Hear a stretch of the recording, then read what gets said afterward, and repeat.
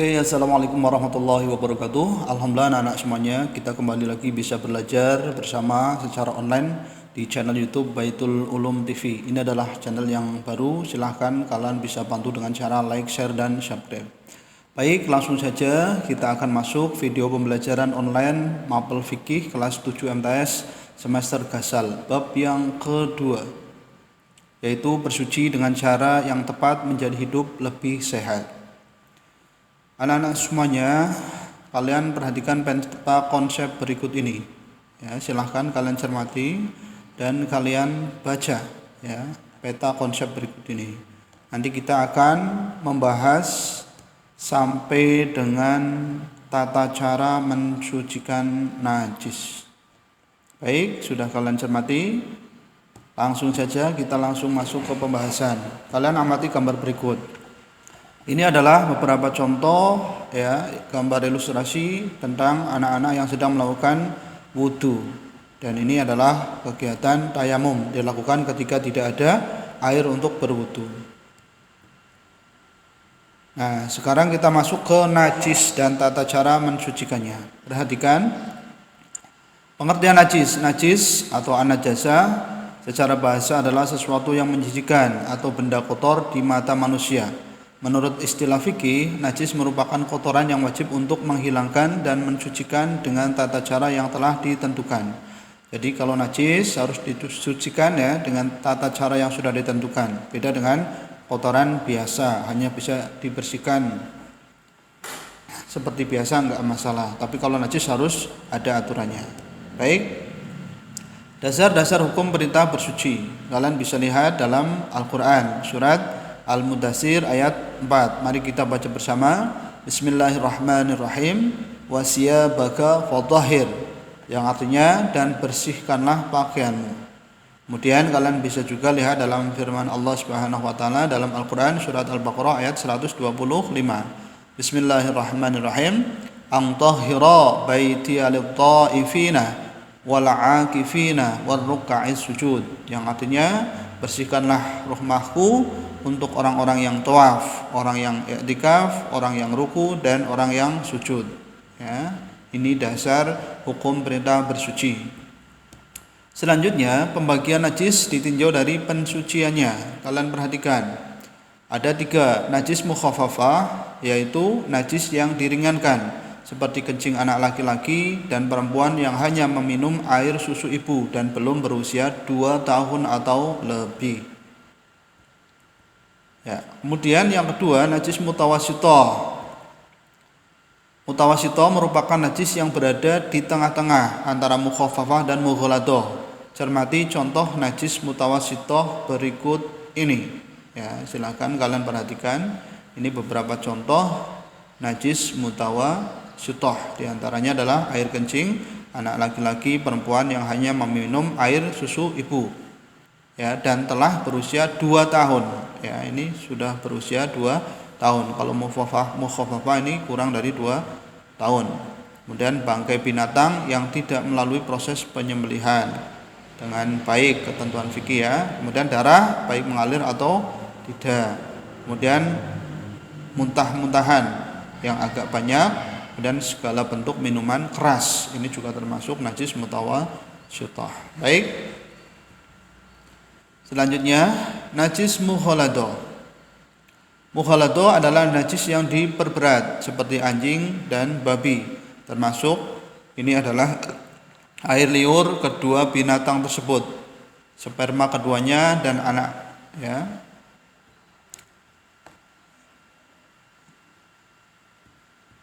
Ya, kita ulangi ya. Najis mughalladah adalah najis yang diperberat seperti anjing dan babi. Termasuk najis ini adalah air liur keduanya, kemudian sperma keduanya, dan anak-anak dari hasil persilangan dengan hewan lainnya. Oke, selanjutnya pembagian najis ditinjau dari bentuk barangnya. Kalian perhatikan. Ini ada 2, yaitu najis ainiyah dan najis hukmiyah. Najis ainiyah ini adalah najis yang dapat dilihat, dirasakan salah satu atau ketiga sifatnya, baik warna, rasa, dan bau najisnya. Kemudian najis hukmiyah merupakan najis yang hanya sudah hilang ya warna, rasa dan baunya karena sesuatu sebab tertentu, seperti sudah dalam keadaan kering dan hilang tertiup angin, atau sudah dibersihkan dengan proses pembersihan yang tidak mengikuti ketentuan yang berlaku. Ini najis hukmiyah, tidak kelihatan warna, rasa dan baunya, tapi masih ada asar najisnya. Oke. Kemudian perhatikan bagaimana najis ditinjau dari hukumnya. Tahukah kita najis dari hukumnya ya, itu dibedakan menjadi dua, yaitu najis yang tidak ma'fu dan najis yang ma'fu.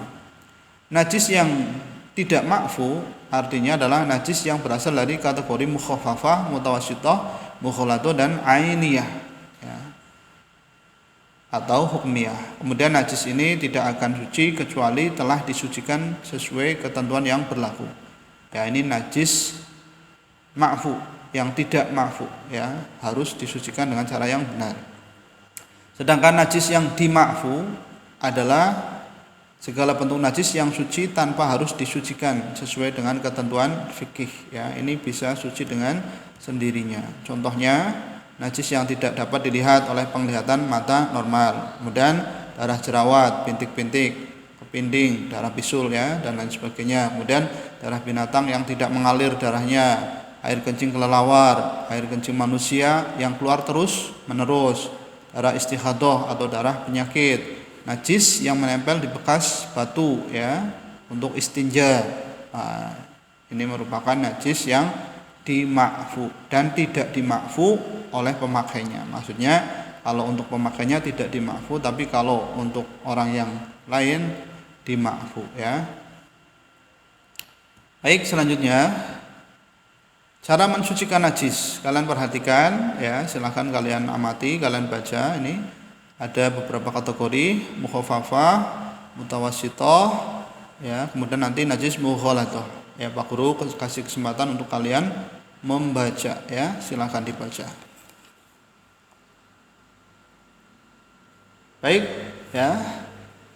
Najis mukhaffafah ini ya, dibersihkan dulu sifatnya sehingga warna, bau dan rasanya tidak ada lagi, tidak kelihatan dan dirasakan. Kemudian air yang suci mensucikan dipercikan ke tempat atau benda yang terkena najis. Air yang dipercikan harus mengenai seluruh tempat najis. Kemudian air yang dipercikan tidak disyaratkan hingga mengalir, kemudian dikeringkan ya. Jadi kalau mukhaffafah cukup dicipretkan airnya di tempat yang terkena najis, kemudian nanti dilap kering. Kemudian najis mukhaffafah hukmiyah, bedanya ini, kalau najis hukmiyah ini kan enggak kelihatan ya, enggak kelihatan asarnya, maka cukup nanti dilingkari.